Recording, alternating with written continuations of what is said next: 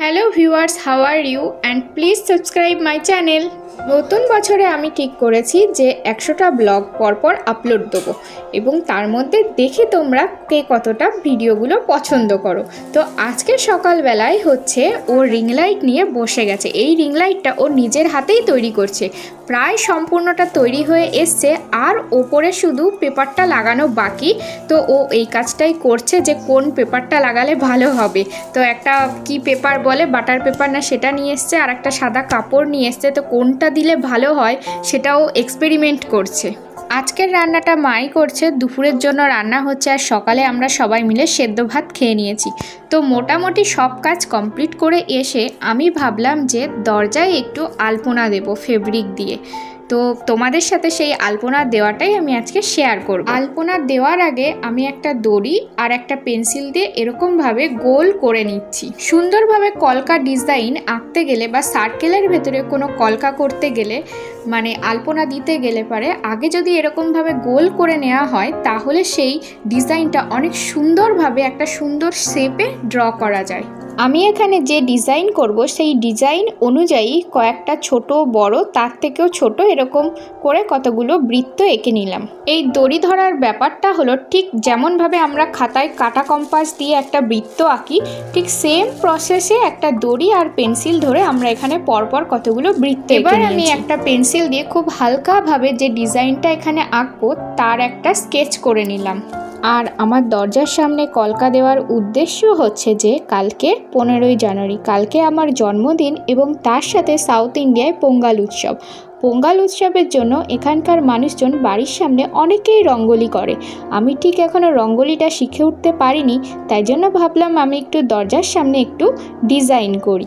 আমি এটা fabric colour না, পোস্টার কালার ইউজ করছি। ভিডিওর শুরুতে আমি বলেছিলাম fabric colour, but fabric colour দিলে টপ করে উঠতে চায় না, বাট পোস্টার কালার দিলে জল দিয়ে ধুয়ে দিলেই সেটা উঠে চলে যায়। তো আমি ফেব্রিক কালারটা ইউজ না করে পোস্টার কালারটা ইউজ করছি। মাঝে একটুখানি ভুল হয়ে গেছিলো, তাই সেটা একটা ভিজে কাপড় দিয়ে মুছে নিলাম, নিয়ে আবার আমি ড্র করা শুরু করে দিয়েছি। আমার তো আলপনা দিতে ভালোই লাগে, কিন্তু খুব একটা ভালো দিতে পারি না, তবু চেষ্টা করি যে আলপনাটাকে অতি সুন্দরভাবে ফুটিয়ে তোলা। আমি আঁকতে আঁকতে তোমাদেরকে আলপনা নিয়ে কিছু কথা বলি।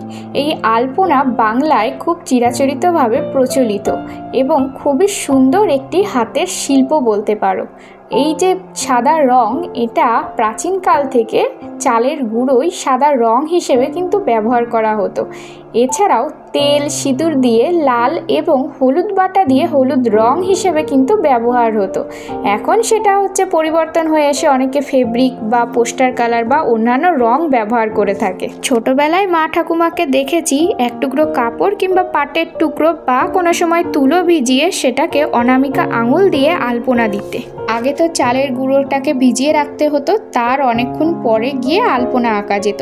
তারপরে এসব ঝামেলাকে দূরে সরিয়ে এলো প্লাস্টার অফ প্যারিস। অতি সহজে গোলো এবং আলপনা দিয়ে দাও, ঝটপট করে তৈরি হয়ে যাবে তুমি যেটা আঁকতে চাও সেটা। তারপরে তো আছে ফেব্রিক কালার, তাছাড়াও নানান ধরনের বর্তমানে কালার চলে এসছে, যেটা দিয়ে তুমি তোমার ইচ্ছে মতন আলপনা আঁকতে পারবে। তবে বেশিরভাগ ক্ষেত্রেই লাল, সাদা আর হলুদ এই কালারগুলোই ব্যবহার হয়ে থাকে। আমার তো আলপনা আঁকা কমপ্লিট, তোমরাই জানাও কেমন হয়েছে, আর তোমরা কারা কারা এরকম আলপনা আঁকতে ভালোবাসো অবশ্যই কমেন্ট করে জানিও। আর আমি কিন্তু অনেক পারদর্শী নই, আগেই জানিয়েছি, ভুল ত্রুটি তোমরা অবশ্যই ক্ষমা করে দিও। আলপনা দেওয়ার পরে আমি একটু হাতে মেহেন্দি পরে নিলাম। কেমন হয়েছে মেহেন্দি পরাটা তোমরা কিন্তু জানিও। আর আমি তো বেজায় খুশি, যেহেতু আমার কালকে জন্মদিন এবং এখানে উৎসব পালন হবে, পোঙ্গাল উৎসব। তো তোমাদের সাথে কিন্তু সম্পূর্ণ ভিডিওগুলো সবই শেয়ার করব যে কালকে কি সেলিব্রেশন হচ্ছে। সমস্ত কিছু খুঁটিনাটি জানতে গেলে কিন্তু আমার চ্যানেলটাকে অবশ্যই সাবস্ক্রাইব করে দিয়ে পাশে থাকতে হবে এবং পাশে থাকা বেল বাটনটা কিন্তু প্রেস করতে ভুলো না। আর সবাইকে জানাই অনেক ভালোবাসা। তো আমার এই ডিজাইনটা কেমন লেগেছে তোমাদের সবার, তোমরা কিন্তু অবশ্যই কমেন্ট করে জানিও। আজকের মতন টাটা, বাই বাই, সবাই অনেক ভালো থেকো।